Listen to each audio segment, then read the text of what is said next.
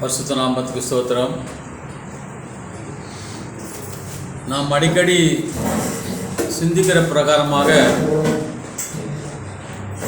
பரிசுத்தவான்கள் ஒன்று கூடி வரும்பொழுது அந்த சிந்தனையிலே ஒருமைப்பாடு இருக்கும். அந்த 3 செய்திகள் என்றால் 3 செய்திகளுக்குள்ளதாக நான் என்ன பேச போகிறேன் என்ற சகோதரன் தெரியாது. ஆனால் சரியாக அவர் அதை ஆரம்பிப்பார்.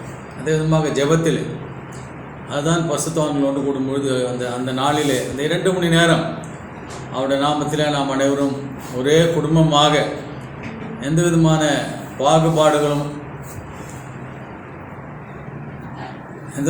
பாகுபாடுகளும் இன்றி நாம் கூடுகிறோம் என்பதற்கான ஒரு அத்தாட்சியாக இருக்கிறது.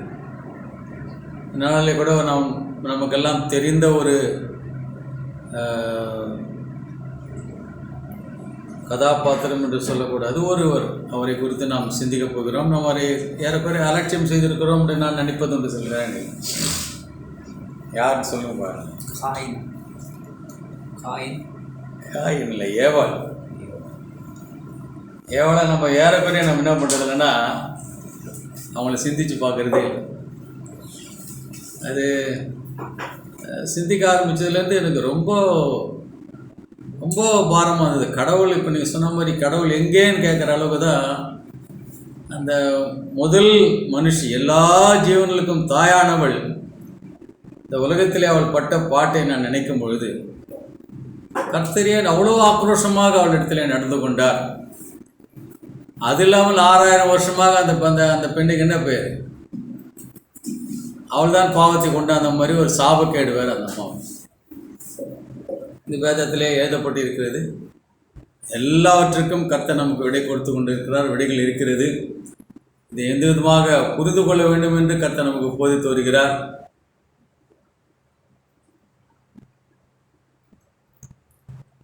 கர்த்தர் நம்மை அதிகமாக நேசிக்கிறார். சகோதரன் சொன்னது போல பிரகாசமான மனக்கண்களே போதாது.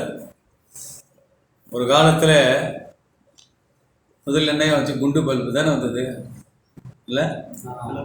அது குண்டு பல்பு தான் முதல்ல. அதே ஒரு என்ன நினச்சிருவா என்ன, அதுக்கப்புறம் டியூப் லைட்டு அது இது, இன்னைக்கு எல்இடி அது இதுன்னு பிரகாசத்துக்கு இன்னும் நம்ம அதனால் அந்த பிரகாசத்தினுடைய அளவுகள் அதிகரித்து கொண்டே போக வேண்டும். ஏவாளுக்கு ஒன்றுமே தெரியாது. சகோதரன் அந்த 3 வார்த்தைகள் குறித்து பேசிட்டு போனீங்களே, ஆவி, ஆத்மா, சரீரம். ஆதாம் என்னவானான்? ஜீவ ஆத்மாவானான். அதுக்கே விளக்கம் ஒன்று நம்மளால் கொடுக்க முடியல. அதுக்கு என்ன விளக்கமாக இருக்கும்? அவன் நன்மை தீமை அறியாதவனாக இருக்கும் பொழுது ஜீவாத்மாவானான். நம்மை போல அவன் நன்மை தீமை அறிவித்தக்கனான். அப்போ என்ன நாம நன்மை தீமை அறிஞ்சதுனால என்ன தப்பு இருக்குது? இல்லைங்களா? நிறைய கேள்விகள் இருக்குது. கர்த்தர் நம்ம வருங்காலங்களில் நமக்கு அதை போதிப்பார். நீங்களும் அதுக்கு யோசிங்க. இந்த வேதம் அதை குறித்து நம்ம ஒரு வசனோட வாசிக்கணும். ஆனால் முதலாவது பெண்மணி, நான் கூட சாதாரண பேசுகிறேன், கர்த்தர் செஞ்ச தப்பு என்னன்றது நம்ம பேசக்கூடாது. ஆனாலும் பேசுகிற உரிமையை நம்ம தகப்பு நம்ம கொடுத்துருக்காரு. அதுக்கான விடையும் கொடுத்துருக்காரு. நான் விடை சொல்லாமல் சொன்னால் அது உங்களுக்கு கொஞ்சம் குழப்பமாக இருக்கும். அவர் ஏன் என் பாவைகளை அவரே ஏற்றுக்கொள்ள முடியும் என்பதற்கு அதுதான் சரி.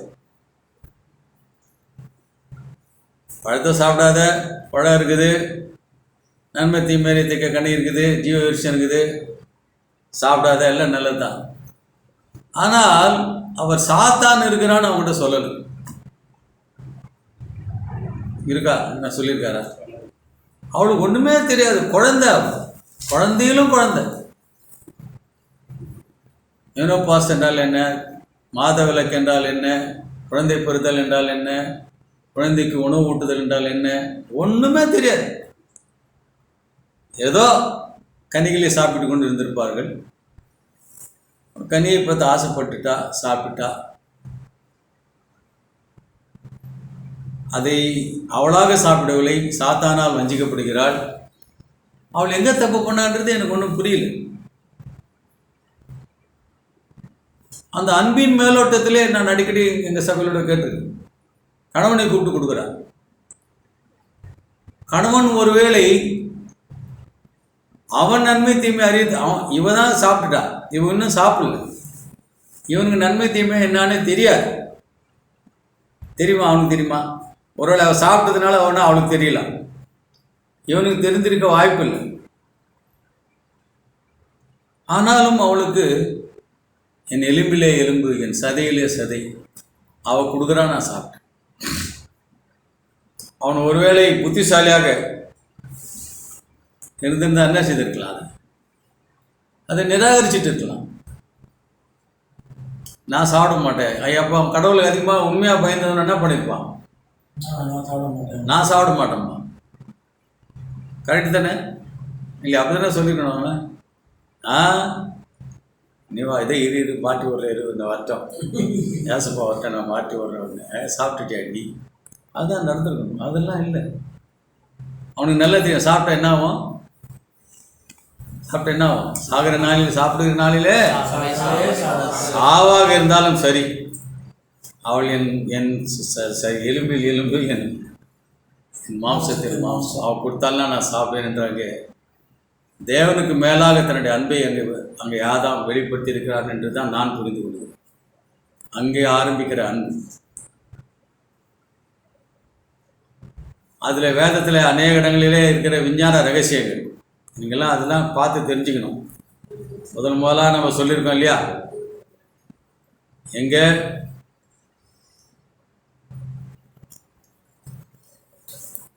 ரத்தத்திலே ஜீவன் இருக்கிறது, அது நம்ம வேதத்தில் தான் இருக்குது. ரிப்ஸை பற்றி உங்களுக்கு என்ன தெரியுமா சொல்லுங்கப்பா? ரிப்ஸ் விழாவில் இருந்து தான் எவ்வளோ 12 pairs, தட் இஸ் அது தெரியும் எல்லாரும். அப்புறம் வேற என்ன தெரியும்? ரிப்ஸ் ப்ரொடெக்ட் த ஹார்ட், அது தெரியும். இட்ஸ் அ கேஜ், ரிப் கேஜ்னா ரிப் கேஜ். நெக்ஸ்ட் வேற எலும்பில் மஜ்ஜையிலிருந்து இந்த உயிரணுக்கள்லாம் உண்டாகும். அதில் உள்ள இருக்குது என்ன? What is it? மஜ்ஜை. Red blood corpuscles, blood tubular பிளட்டில் உள்ள வந்துட்டு அந்த ரிப்ஸுக்குள்ளே அல்லது போன்ஸுக்குள்ளே இருக்கிறது தான். அதில் தான் மஜ்ஜை உயிரணுக்களை உண்டாக்குகின்ற என்ன பாப்பு வந்திருக்காரா? மிரட்ட விட்டு அதை நீயே அவன் பார்த்துக்க. ஆக இந்த இந்த இந்த எலும்பு போனுக்குள்ள மஜ்ஜை, அதிலிருந்து தான் ரத்தம் உற்பத்தி ஆகுது. ஒன்று, ஒரு ரிப் எடுக்கப்படும் என்றால் இட் கேன் க்ரோ அகைன். அதனுக்கு ஹெட் இருக்கு, நெக் இருக்கு. நெக்கை பாதிக்காமல் நீங்கள் வந்துட்டு எலும்பு எடுத்தீர்கள் என்றால் the rib can grow again. ரெண்டாவது, முதல் உண்மை அது, நீங்கள் மூன்றாவது உண்மை சொல்லிட்டீங்க. அந்த எடுக்கப்பட்ட ரிப்பு நீங்கள் போய் பாருங்கள், ரிப்புன்னு போட்டு பாருங்கள், இட் கேன் க்ரோ அகைன். அடுத்தது 24க்கு அப்புறம் 25வது ரிப் இருக்கா? இருக்கு. நாட் ஓன்லி மேல், எல்லாருக்கும். It is known as cervical rib. Ratio பார்த்தீங்கன்னா வெரி பெக்யூலர் ரேஷியோ. 1%னா மறைமுலகிலே ஒரு 1000 பேருக்கு இருக்கும்போது 1%னா 100 அல்லது 200 அல்லது 500 பேர்லேயே ஒருவருக்கு அந்த 25வது ரிப் ஒன்று இருக்குது. That is known as cervical rib. அதெல்லாம் பெருசாக நம்ம அவ்வளோ சயின்ஸ் நமக்கு தெரியாது. ஆக வேதத்தினுடைய ரகசியம் என்னென்னா, அந்த எலும்பை அந்த விலா எலும்பு என்று சொல்லி எழுதுறான்னா அதுக்குள்ளே அவ்வளோ ரகசியம் இருக்குது. அது திரும்ப வளர்ந்துருக்கக்கூடும். அதுக்கு பேரே கூட வச்சுருக்காங்க. அது இன்னொன்று அதை டீட்டெயில் எடுக்கல, அது என்னோட சப்ஜெக்ட். ஆக ஏவாளுக்கு ஆரம்பமே நாங்கள் என்ன செய்தேன் ஆண்டவரே, எதுக்காக எனக்கு இவ்வளோ ஒரு பழத்தை சாப்பிட்டதுக்காக எனக்கு இவ்வளோ பெரிய தண்டனை? அப்போ அவர் நிர்வாணிகள் என்று கண்டு கொண்டார்கள், ஒளிந்திருந்தார்கள். தகப்பன் அவர்களுக்கு ஆடை கொடுத்தினார். அப்புறம் வெளியே அனுப்பும்போது என்னென்ன செய்து கொடுத்து அனுப்புகிறார் அவர்? ஒரு காரு, ஒரு பங்களா, அதை கொடுத்து அனுப்புகிறாரு. என்ன சாபத்தை கொடுத்தார். சாபம். நீ குழந்தை பிறக்கும்போது வலி எடுக்கும். நீ ரத்த வேர்வை செஞ்சு தான் சாப்பிடணும். பூமியில் முள்ளும் குறுக்கும் விளைவிக்கும் எல்லாம் வெறும் சாபம். ஜீர்ணிச்சிக்க முடியல. இன்னைக்கு காலையில் கூட யாரோ ஒரு ஃபைல் அனுப்பிச்சிட்டாங்க. இஸ்ரேலையும் பாலஸ்தீனத்தில் நடக்கிற அந்த குழந்தைகளை 100 நாட்களாக என்று கொண்டு அனுப்பிச்சிருக்காங்க. பார்க்கவே சகிக்கலை. நாங்கள் வேறு இப்போ தான் முடித்தோம் ஜோஷுவாது. பட்டைய கருக்கினால் வெட்டு வெட்டு வெட்டு வெட்டு வெட்டு.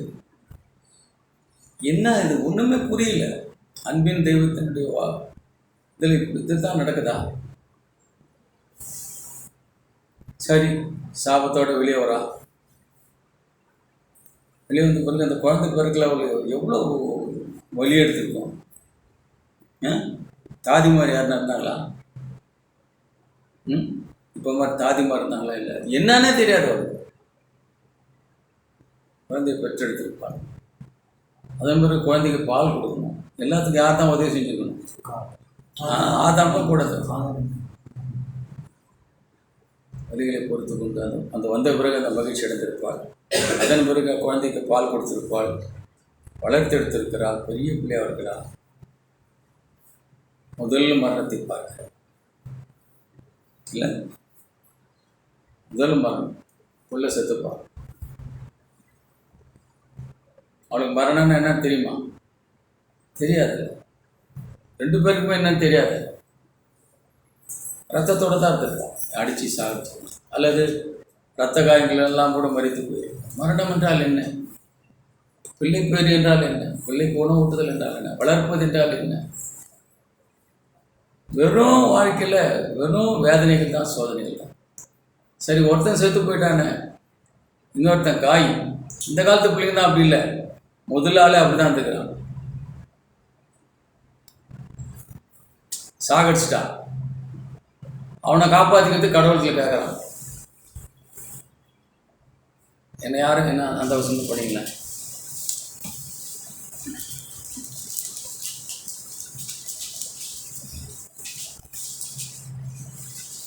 நான்காம் அதிகாரம். சரி, அதையும் பார்த்துலாம் இருங்க. 4ஆம் வசனம், 4ஆம் அதிகாரம் முதல் வசனம்.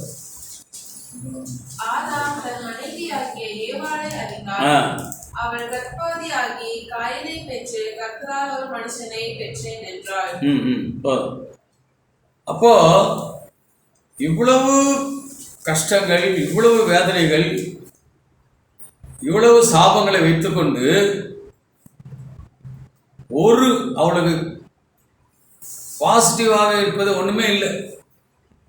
அவள் ஒரு குழந்தை பெற்றவங்க என்ன சொல்றாவா? கர்த்தரால். யோசித்து பார்க்குறேன், எப்படி அவளால் அதை முடிஞ்சுது? கடவுளாயா இவர் சொன்ன மாதிரி இந்த கடவுள் எங்கே? என்ன கொடுத்து எனக்கு வலி? அந்த வேதனையில் பெற்றெடுத்துட்ட பிறகு சொல்ல முடியுமா அதை? இன்றைக்கி நமக்குலாம் அதுக்கு மருந்து போட்டுறான், அது பண்ணிடுறான், சிசரியன்றான், என்னமோ பண்ணுறான்.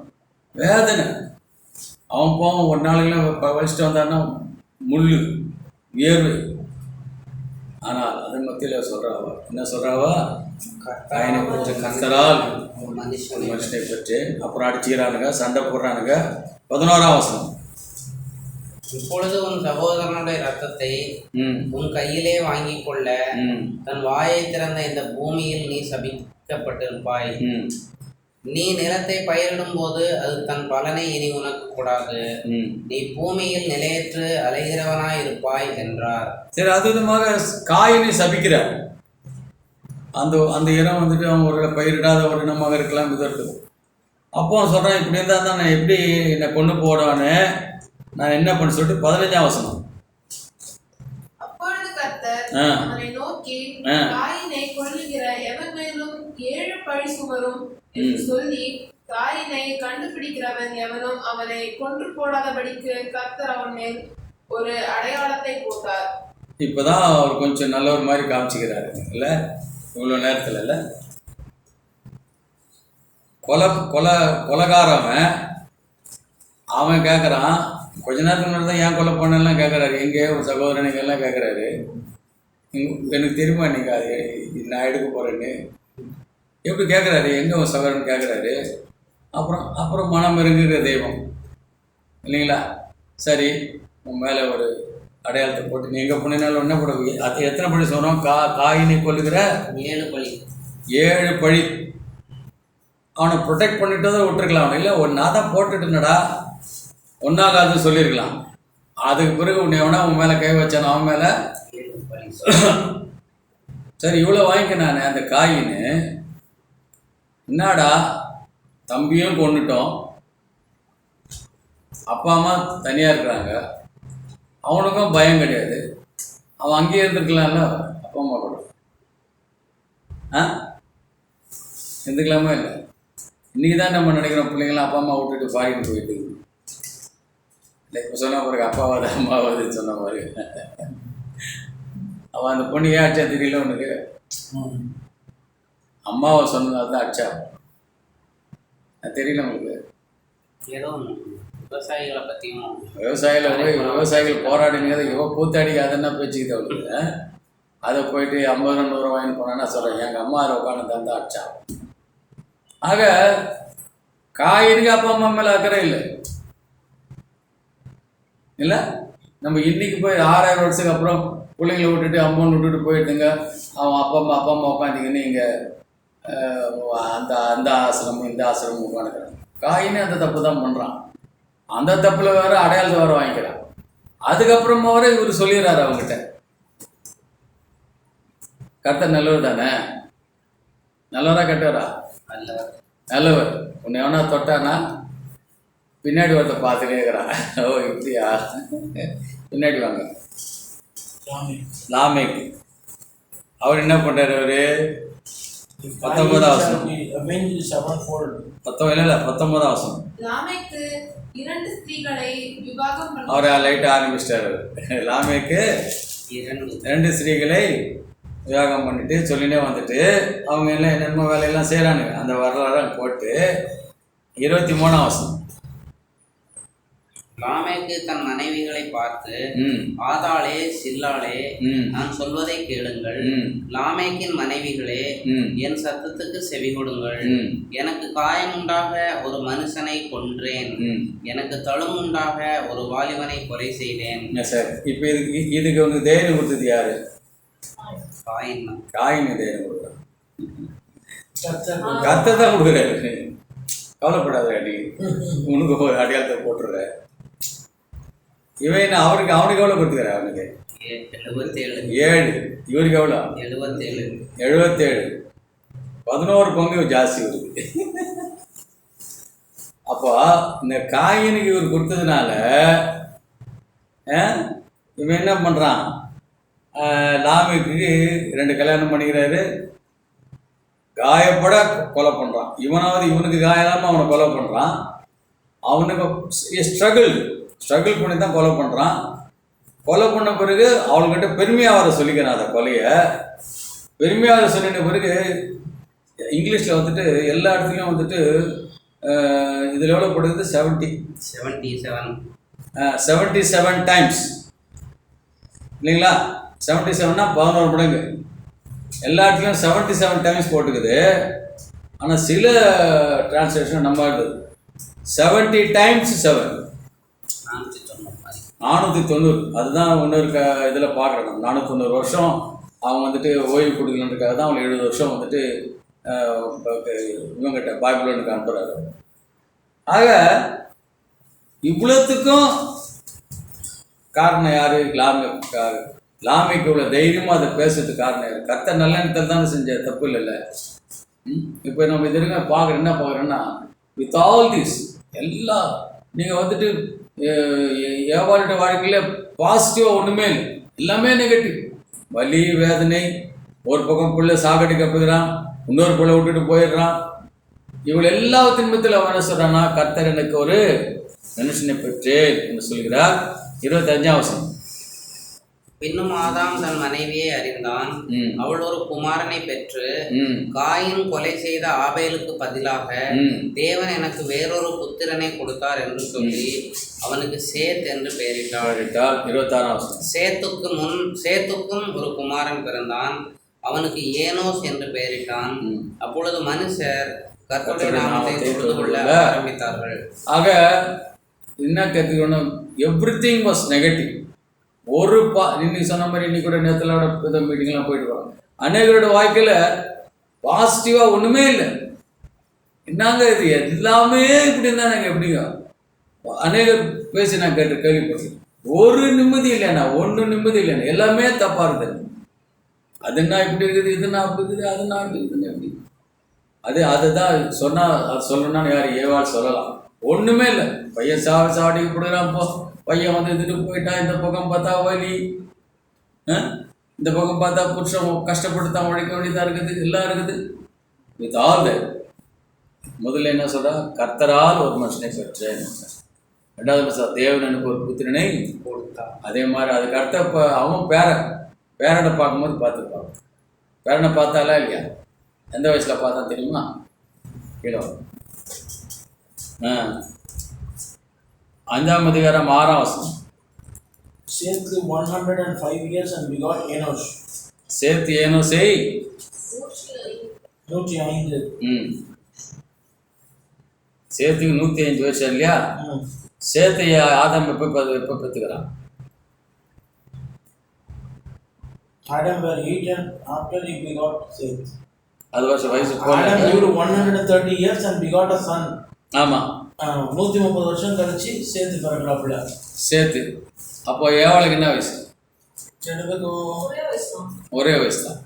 அப்போ சேத்து பிறக்கும்போது 130 வயசு ஏவாளுக்கு. இப்போ ஏனோஸ் பிறக்கும்போது என்ன வயசு? 105 + 105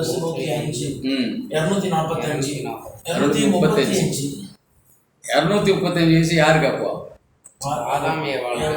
ஏவாளுக்கும் 235 வயசு. 235 யாரை பார்க்குறா? பேரனை பார்க்குறா இல்லை? பேரனை பார்க்குறா. அது ஒரு மகிழ்ச்சி நம்ம எடுத்துக்கலாம்னா.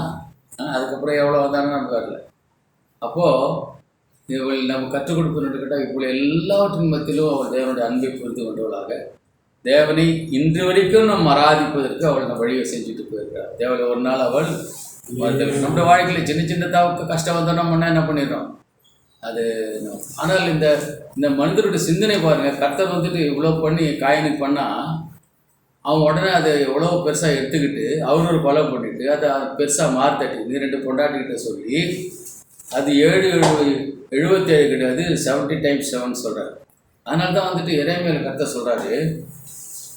எரேமியாவின் புஸ்தகம் எதுக்கு இவ்வளோத்துக்கும் காரணம் என்ன? Jeremiah chapter 19:5. எரேமியா 19ஆம் அதிகாரம் 5ஆம் வசனம். தங்கள் பிள்ளைகளை பாகாலுக்கு தகப்பனைகளாக கவனிக்கும்படி பாகாலின் மேடைகளை கட்டின பின்பு கட்டினபடியினாலும் இப்படி வர பண்ணுவேன். இவைகளை நான் கற்பித்ததும் இல்லை சொன்னதும் இல்லை. சொல்லு, மறுபடியும் சொல்லு. இவைகளை நான் கற்பித்ததும் இல்லை சொன்னதும் இல்லை. இவைகள் என் இருதயத்தில் தோன்றினதும் இல்லை. கர்த்தருடைய இருதயத்தில் தோன்றாததெல்லாம் இவன் செய்ய ஆரம்பிச்சிட்டான் மனிதன். இன்றைக்கு இருக்கிற இவ்வளவு கடினமான காரியங்களுக்கும் காரணம் என்னோட கேட்டால் அவர் சொல்கிறார், நான் இதெல்லாம் உனக்கு சொல்லலைடா, ஆட்டை போடுறான்னு தான் சொன்னேன். இவன் என்ன பண்ணுறான்? இன்னைக்கு புள்ளியே எடுத்துன்னு போய் பலி கொடுக்குறான். ஏமாந்தா எதிரோட்டுக்காரன் எடுத்துன்னு போய் பலி கொடுக்குறான். தகன வீடுகளை கட்டுறான். சொல்கிற இதெல்லாம் என் மனசுக்கு தோன்றலைடான்னு சொல்லிட்டான். அதனால தான் நமக்கு இப்போ ட்ரையல் அண்ட் எரர் மெத்தட். மனுஷன் கடவுள் மற்ற எதை சேர்த்துக்கோ, ரிப்ஸு சேர்த்துக்கலாம், ட்ரையல் அண்ட் எரர் எல்லாம் கிடையாது. அவர் எப்படி 12 12 முடிச்சிட்டார். ஆனால் மனிதனை மாத்திரம் அவர் 6000 வருஷமாக ட்ரையல் அண்ட் எரர் தான். என்ன பண்ணுவான்னு தொலைவான்னு நமக்கு தெரியாது. அப்படி அவன் பண்ணிட்டு போயிருந்தான். இன்றைக்கு பார்க்குற அவ்வளவு கொடூரமான சிந்தனைகள், அவ்வளவு கொடூரமாக, இவ்வளோ கொடூரம் எங்கேருந்தா வரும்? ஏன்னா அவருக்கு அதெல்லாம் தெரியாது. அவர் தான் சொல்கிறார், என் மனசுல இதெல்லாம் வரவே இல்லைடா இப்படிலாம். அத்தனை இன்னைக்கு கொலை பண்ணுறதுல மாத்திரம் கொடூரங்களை வந்துட்டு கண்டுபிடிச்சிருக்காங்க. கடவுளை சொல்லி கொடுத்தாரு. நேற்று கூட ஏதோ ஒரு இதில் பார்க்குறேன் இதில் ஒரு பொண்ணு வீட்டில் இருக்கிறா பொழுது அவளை ஐஸில் உட்கார வைக்கலாம் 2 பேர் வீட்டில் இருக்கிற அவே மாமியாரும் மருமகளாக சேர்ந்து. இதெல்லாம் மனுஷன் செஞ்சது தான். இரும்பு காய்ச்சி சொருகுறது, அந்த இவங்களெல்லாம் சாகடிச்சாங்க எப்படிங்க, அது செய்வ விஷயங்களாம் அது ஒரு இது எடுத்து அதில் குச்சி பண்ணி சாகடிக்கிறதுல எப்படியோ மனிதர்கள். அதுதான் இன்றைக்கும் நடந்துருக்கு. அந்த இதை பார்க்கும்போது பயங்கரமாக இருக்குது. விதவிதமான ஆயுதங்கள் சொல்கிறார். இதெல்லாம் எனக்கு அவருக்கு என்ன தெரியுமா எப்படி பாம்பு வருது இல்லை சொல்லிட்டு நினச்சிக்கோங்க. அவர் இவ்வளோ பண்ணருக்கு அவருக்கு தெரியாமல் இல்லை. ஆனால் மனிதர்களை அழிப்பதற்காக இவர்கள் மனிதர்கள் இன்றைக்கு இவ்வளோ காரியங்களை செய்து கொண்டிருக்கிறாங்க. அதில் நாங்கள் என்ன பண்ணுறது, இப்போ தான் வந்துட்டு யோசுவா புஸ்தகத்தை நாங்கள் பார்த்து முடிச்சோம். அதில் வந்துட்டு நீங்கள் பார்த்தீங்கன்னா 95 செய்கிறாரு. 95 Psalm 95.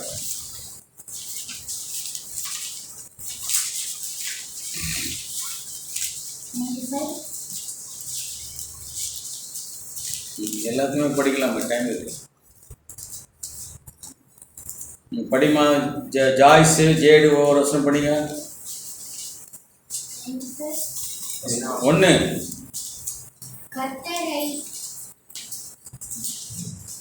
கம்பீரமாய் பாடி நம்முடைய ராஜா ரட்சண்ய கண்மலையை சங்கீதம் பண்ண கடவோம் வாருங்கள். 2வது ஜேட் துதித்தலுடனே அவர்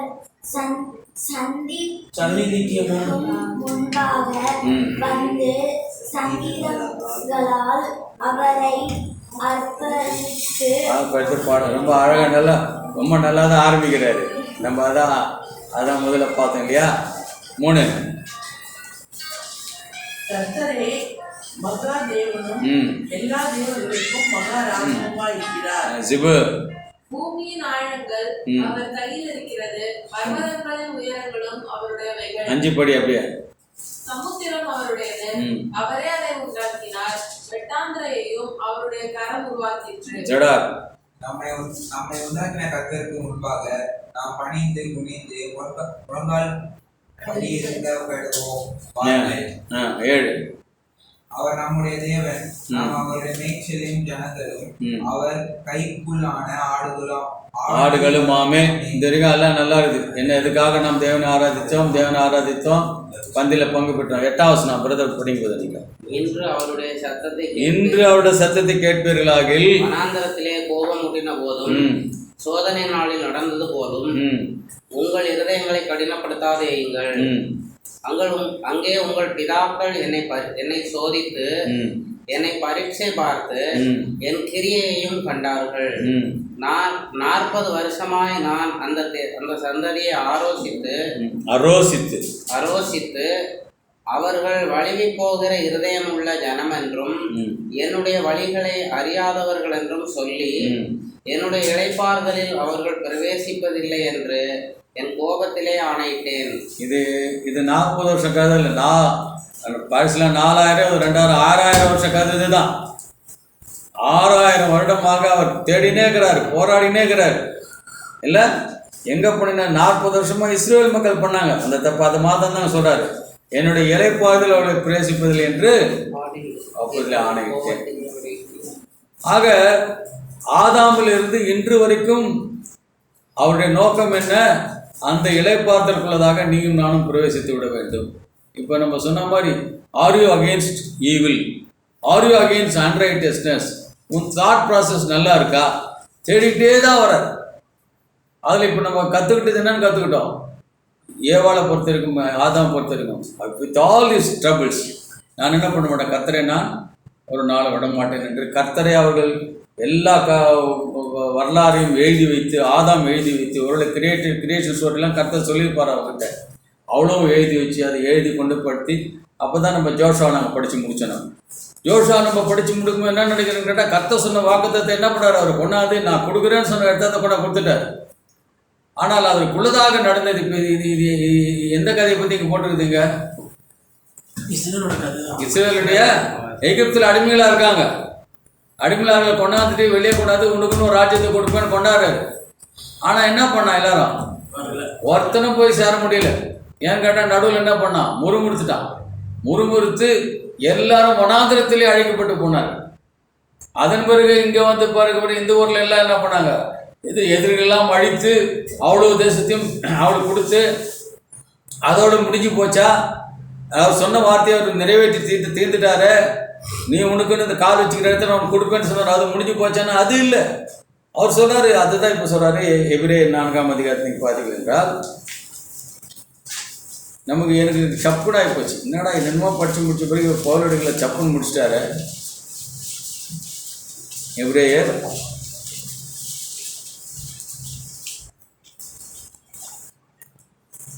4ஆம் அதிகாரம் 8ஆம் வசனம். யோசுவா அவர்களை எபிரேயர் 4 யோசுவா அவர்களை படுத்தியிருந்தால், யோசுவா அவர்களை இளைப்பாறுதலுக்கு உட்படுத்தி இருந்தால். சரியா? இப்போ நாங்கள் தான் யோசுவா படித்து பார்த்தோன்னே ஒரு பெரிய திருப்தி எனக்குள்ள மனசில். ஆஹா, கர்த்தர் 24ஆம் அதிகாரத்தை சொல்லி முடிக்கிறாரு. நான் ஆபிரகாம்கிட்ட சொன்னேன்டா, இந்த தேசத்தை கானான் தேசத்தை கொடுப்பேன்னு சொன்னேன். இத்தனை ஆண்டுகளுக்கு பிறகு கொண்டாந்து உள்ளே விட்டுட்டு ஜோர்தானை பிரித்து கொடுத்து உள்ளே போயிட்டு பிரித்து எல்லாருக்கும் சீட்டு போட்டு கொடுத்து முடிச்சாச்சு. அதோடு முடிஞ்சு போச்சுன்னு பார்த்தா இவர் வேறு கதையை எழுதுறாரு. யார் எழுதுறாரு? பவுலடிகளார் எழுது. என்ன சொல்கிறாரு? யோசுவா அவர்களை இளைப்பாறுதலுக்கு உட்படுத்தி இருந்தால். What is negative of it? Reciprocal என்ன? யோசுவா அதுக்குள்ள உட்படுத்தலடா. மரமில்லாயிரு நீ எடுத்துக்கோ, கூடாஞ்சேரி நீ எடுத்துக்கோ, சிங்கப்பெருமாள் கோயில் நீ எடுத்துக்கோ. இல்லை, அதுவல்ல இளைப்பாறுதல். திரும்ப திரும்ப சொல்றார் வேதத்தில், அதுவல்ல இளைப்பாறுதல். இன்றைக்கு அதைத்தான் இளைப்பாறுதல் என்று மனதில் ஓடிக்கொண்டிருக்கிறார். அதுக்கு முன்னாடி தான் சொல்றாரு 5ஆம் வசனம். அன்றியும் அவர்கள் என்னுடைய இளைப்பாறுதலில் பிரவேசிப்பதில்லை என்றும் அந்த இடத்தில் தானே சொல்லியிருக்கிறார். 4ஆம் வசனம். மேலும் தேவன் தம்முடைய கிரியைகளெல்லாம் முடித்து 7ஆம் நாளிலே ஓய்ந்திருந்தார் என்று 7ஆம் நாளை பொறுத்து ஒரு இடத்துல சொல்லியிருக்காரு. நம்ம முன்பெல்லாம் ஒரு தடவை சொல்லியிருக்கோம், அடிக்கடி சொல்றது ஒன்று. கண்ணதாஸ் அதை குறித்து சொல்லியிருக்காரு. ஒவ்வொரு தூக்கமும் நமக்கு எதை நிறைவேற்றுகிறது? ஒரு நாள் மரணத்தை சொல்லுகிறது. ஒரு நாள் அது பேர் அது என்னது? மரணத்துக்கு மீளாத்து. அது என்னது? போஸ்டர் நடக்கும் மீளாத்துயிலா? அது அதில் துயில்னு வரும். மீளாத்துயில் தான் வரும். மீளாத்துயில் அடைந்தார். இந்த துயில் என்னது? மறுபடியும் மீளுகின்ற துயில். அது என்னது? அது மீளாத்துயில். அது ஒவ்வொரு ராத்திரியும் வந்து சொல்லுவார். ஒவ்வொரு ராத்திரியும் உனக்கு ஞாபகப்படுத்தினே இருக்கணும். ஒரு நாளில் என்ன பண்ண மாட்டேன், ஏற்றிக்க மாட்டேன். அதே மாதிரி இந்த 7வது நாள் இன்னைக்கு உங்களுக்கு என்ன சொல்லுது? இந்த இளைப்பாறுதல் உனக்கு நித்திய இளைப்பாறுதல் உனக்கு இருக்குது. நித்திய இளைப்பாறுதல் இருக்குது. ஜாக்கிரதையாரு, அதை மிஸ் பண்ணிடாத, எழுந்து போகாத. எதுக்கு அதை சொல்றாரு? இங்கே 4ஆம் அதிகாரத்தில் 5ஆம் வசனத்தில் அங்கே 7வது நாள் சொல்றாரு நித்திய இளைப்பாறுதல் இருக்கிறது. அது ஏவாள் புரிந்து கொண்டால், அதை ஆதாம் புரிந்து கொண்டான். எல்லா விதமான துன்பங்கள் அவனுக்கு இளைப்பாறுதல் இல்லையே இந்த உலகத்தில். ஒவ்வொருத்தரையும் பிள்ளை பேற்றினாலே அவள் அவதிப்பட்டு கொண்டு தான் இருந்தால். என்னடா இந்த கடவுள் மனுஷனாயா? அப்படிதான் இருந்திருக்கும். But with all that she சே, எனக்கு கர்த்தர் கொடுத்தார், எனக்கு தேவன் கொடுத்தார் என்று தேவன் விட்டு விரியாமல் 6000 வருடங்களுக்கு அந்த செய்திகளை நாம் படிக்கிற அளவுக்கு அதை பாதுகாத்து நம்ம கரங்களிலே கொடுத்து விட்டு சென்றிருக்கு. நம்ம என்ன பண்ணுறோம்? சின்ன சின்ன தலைவலி நிலை என்ன போகுது? அப்படி என்னடாது? பஜாராக போகுது. ரொம்ப கஷ்டமாக சின்ன சின்ன காரியங்களுக்காக. இப்போ நம்ம பார்த்துல உலகத்தில் அவர்கள் படிக்கிற பாடல்களை பார்த்தா அன்னைக்குடைய சொந்தக்கார பொண்ணு 1/2 மணி நேரம் ஆடுறா ஃபோனில். என்னன்னா பண்ணுறது? நான் எதனால நான் பார்க்குறது? இது இன்றைக்கு உலகத்தில் அநேக குடும்பங்கள் மத்தியில். அல்லது இளைப்பாறுதல்.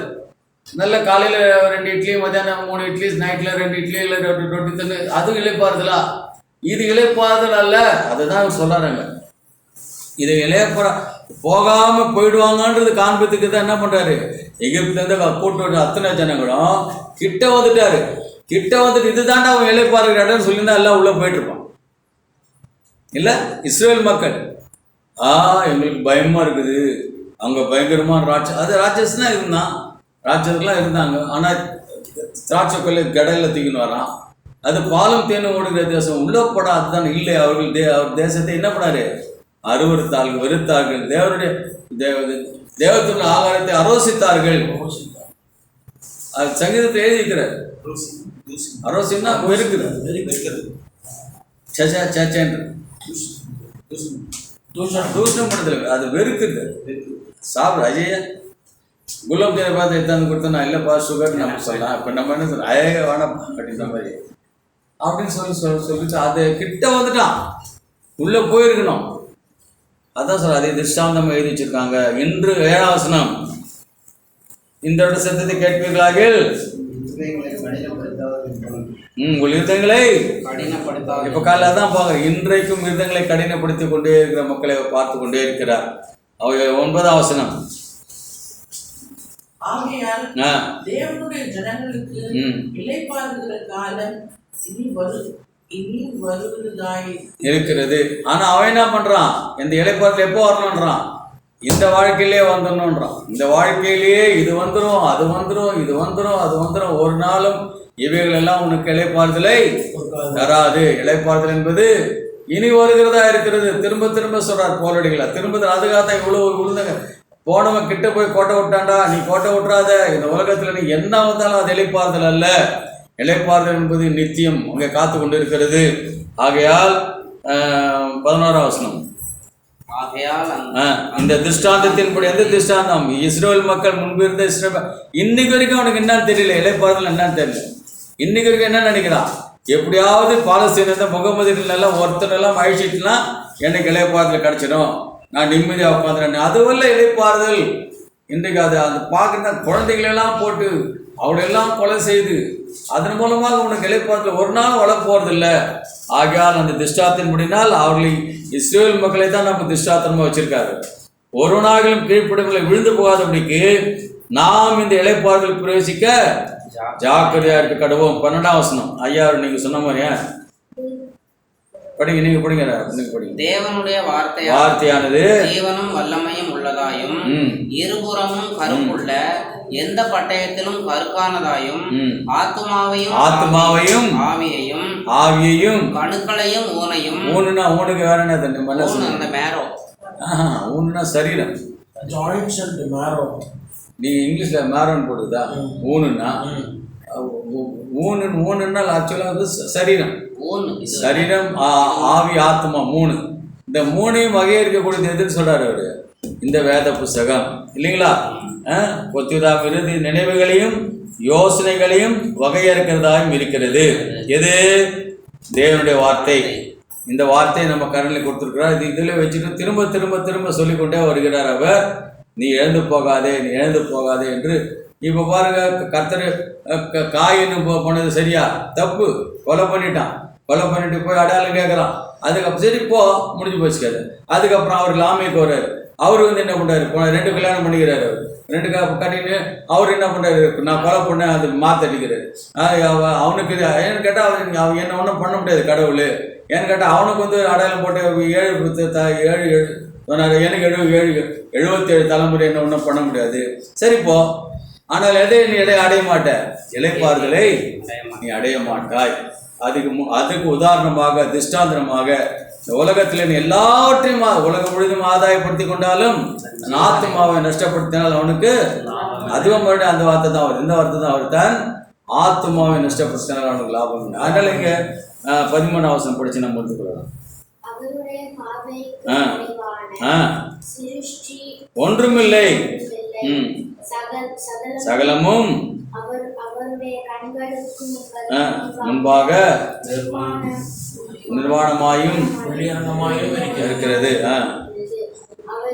அவருக்கு நாம் ஆக கடைசியில் ஃபினாலே என்னது, என்ன நடந்தாலும் அக்கௌண்ட் என்ன பண்ணப்படுறது நம்ம அவருடைய வேலையில் எல்லாமே கணக்கு எங்கே பண்ணோம், ஒரு நாளிலே கொடுக்க வேண்டும். விளையாட்டை எடுத்துக்காத. இது நம்மளை நியாயம் இருக்க போகிறது எதுதான், இந்த வேதாந்தம் தேவனுடைய வார்த்தை என்பது அதுதான். இருபுறம் கருக்களை அடுத்தடுத்து கரெக்டாக சொல்லிவிட்டோம். இதை பண்ண இங்கே படிச்சிருக்கியா, அங்கே பண்ணத்தான் தான் கேட்டோம். இன்றைக்கி எல்லா கோவில்களிலும் இருக்கிற மக்களை வந்துட்டு கூறு போடுறது என்னதான், இந்த எலெக்ஷன் தான், தேர்தல். இன்னைக்கு நாட்டை கூறு போடுறது தேர்தல் தான். திருச்சபையில் கூறு போடுறது தேர்தல். ஏன்டா தேர்தல் வைக்கிற, அதுக்கு நான் வழி சொல்லி கொடுத்துருக்கேன்னு வழி கொடுத்து சொல்கிறாரு. கர்த்தர் மோசேக்கு சொல்லி கொடுத்ததுன்னு சொல்கிறார். மோசையோட அறிவு கிடையாது. சீட்டு குளிக்கு போடுறா சுலபமான வழி. ஒரு கோயிலில் வந்துட்டு 15 பேர் ஒரு இது வரான்னு கேட்டு சீட்டு குளிக்கு போட்டு 10 பேர் தேர்ந்தெடுத்துக்கோ. அப்படி என்ன பண்ண முடியாது, 2ஆ பிரிய வேணாம், வழி தான் சொல்லியிருக்குது. ஏன் அதை செய்ய மாட்டேன்னு இதுதான் ஒரு நாளில் நம்மை நியாயத்திற்க போகிற ஒரு புத்தகமாக இருக்கிறது. அதனால கிறிஸ்துவுக்குள் பிரியமானவர்களே, இன்னைக்கு நமக்கு என்ன சொல்றாரு? இளைப்பாறுதல் ஒன்று நமக்கு காத்து கொண்டிருக்கிறது. அந்த இளைப்பாறுதலை அநேகர் இழந்து போனார்கள். ஆனால் இந்த எல்லா உபத்திரங்கள் மேலே சில இப்போ இங்கே கூட நான் ஒரு பிள்ளை சொன்னோம், அதிகமான கஷ்டம் வந்து என்ன பண்ணிட்டாவோ இனிமேல் இல்லை, அவளை மாதிரி ஒர்ஷிப் பண்ணுறவளே கிடையாது தேவனை ஆராதிக்கிறதுல. ஆனால் அவள் படாத பாடு கிடையாது. அப்புறம் என்ன சொல்லிட்டாவோ? இல்லைங்க அதெல்லாம் பொய். அது நீங்கள் சொன்ன உன் தேவன் எங்கே அப்படின்னு போயிருந்தா ஏவாள் எப்போ போயிட்டு என்னடா கடவுளாயன்னு சொல்லிட்டு தான் போயிருக்கணும். ஏவாளை பொறுத்த வரைக்கும் அவருடைய வாழ்க்கையில் ஒரு சந்தோஷமும் கிடையாது. ஒருவேளை நான் நினச்சி பார்த்தது, இந்த பேரப்பிள்ளை தூக்கி இருக்கும்போது வேணால் அவர் சந்தோஷப்பட்டது இல்லைங்களா? வேறு ஒரு சந்தோஷம் பெற்ற பிள்ளைங்களால சந்தோஷம் கிடையாது. ஒருவன் கொலை செய்யப்படுகிறான், மரணத்தை பாருங்கள். என்னையா கடவுள், அவளுக்கு என்ன புரிஞ்சிருக்குமா? இந்த மாதிரி என்ன இருக்குமா? நீங்கள் சொன்ன மாதிரி ஏதாவது என்டர்டெயின்மெண்ட் இருக்குமா? ஒன்றும் கிடையாது. அவங்களுக்கு இல்லை அந்த லிங்குவிஸ்டிக்கில் என்ன சொல்லியிருப்பான், அதிகபட்சம் அவன் என்ன சொல்லியிருப்பான்? எவால்னு சொல்லியிருப்பான். அவ்வளோதான். மொழியும் அவ்வளோ வளர்ந்துருக்க முடியாது இல்லையா? ஒன்றுமே இல்லாது. ஆனால் அவள் அன்பை புரிந்து கொண்டான், கணவனுடைய அன்பை புரிந்து கொண்டான். அவன் அவளோடு கூட இருக்கிறான். இதன் மூலமாக அவள் தேவனுடைய அன்பை புரிந்து கொண்டான். இந்த குழந்தையை நான் பெற்றெடுக்கும்போது கர்த்தர் எனக்கு கொடுத்தார். அது மாத்திரமல்லாமல் அதை பாதுகாத்து இன்று வரைக்கும் தேவனுடைய நாமத்தை துதிக்க ஆரம்பித்து விட்டார்கள் என வாசிக்கும். இன்று வரைக்கும் நாம் கற்றுக்கொள்ளதாக இருக்கிறோம். அதோட பெரும்பங்கை ஆற்றுறது யார்? ஏவாள். அவளுடைய வாழ்க்கையிலே அவள் ஒரு மகிழ்ச்சியும் ஒரு சந்தோஷத்தையும் அனுபவித்ததில்லை. இன்னும் நீங்கள் ஆழ்ந்து ரொம்ப நேரம் பேசலாம். ஒரு சந்தோஷமும் இல்லாத, ஒரு புரிதலும் இல்லாத ஒரு நேரத்திலிருந்து கர்த்தரை புரிந்து கொண்டு இன்று வரைக்கும் 6000 வருடங்களாக நம்மளை பார்க்கின்ற வழியிலே அதே உலகம் முழுசு அந்த பாரத்தை பௌரடிகளோட அந்த சொல்லிடுறாரு. யார் தப்பு செஞ்சது? ஏவாள் தான் தப்பு செஞ்சா. அவள் தான் பழத்தை சாப்பிட்டாரு. அந்த பாரத்தையும் சுமந்து கொண்டு இன்று வரைக்கும் தெய்வத்தினுடைய அன்பை நமக்கு சொல்லிக் கொடுத்து போயிருக்காரு என்றால் அது ஏவாள் தான். கர்த்தர் என்ன பண்ணுறான்னா, மனிதனுக்கு அவர் இறங்கி கொண்டு தான் ஒரு இறக்கத்தை தான் காயின்ட்டு காமிக்கிறார். அதை காமிச்சோன்னு இவன் என்ன பண்ணுறான்? அது 11 மடங்கு அதிகமாக கேட்குறான். இன்னொரு இடத்துல ஒன்று சொன்னால் 70 டைம்ஸ் 490 ஏன்னா 70 முறை அதிகமாக கேட்குறான் லாமே. இது மனிதனுடைய திரளான தெய்வங்களை போட்டுக்கொண்டு தன்னுடைய இஷ்டங்களிலே வழிந்து கொண்டு குழந்தைகளை வந்து நெருப்பில் யார் நடக்க சொல்கிறது? நெருப்பில் நடக்கிறான். குழந்தைகளை வந்து பலியிடுறான், குழந்தைகளை வெட்டுறான். இதில் பல இடங்களில் நடந்துருக்குது. ஆகினால கிறிஸ்துவுக்குள் பிரியமானவர்களே, திரும்ப நாம் வேதத்தில் கற்றுக்கொள்வது என்னவென்று கேட்டால், யோசுவா கொண்டு போய் அவர்களை வந்துட்டு இளைப்பாறுவதாக இன்னைக்கு உண்மைதானே? அது ஒரு இப்போ பௌரடிகளை அது தெரிஞ்சிருக்காது. அந்த நாளிலே கூட ராஜாக்கள் வந்தாங்க, எல்லாம் அடிப்படி போயிட்டாங்க. ஆனால் இன்னைக்கு அங்கே இளைப்பாறுதல் இருக்கா? கர்த்தருக்கு உண்டாகிற இடத்துல இளைப்பாறுதல் இருக்கா? இளைப்பாறுதல் இல்லை. இதுவரை இளைப்பாறுதல். அப்போ இளைப்பாறுதல் என்பது இனி வருகிறதா இருக்கிறது. அதுக்கு நம்ம யாரும் தவறு விட்டதா அப்படி ஜாக்கிரதா இருக்கு. அதுக்காக நீங்கள் என்ன செய்யுங்க? நம்ம காலத்தை பார்க்க மாதிரி கர்த்தரை மாத்திரம் சார்ந்து வாருங்கள் என்று கூறுவோம்.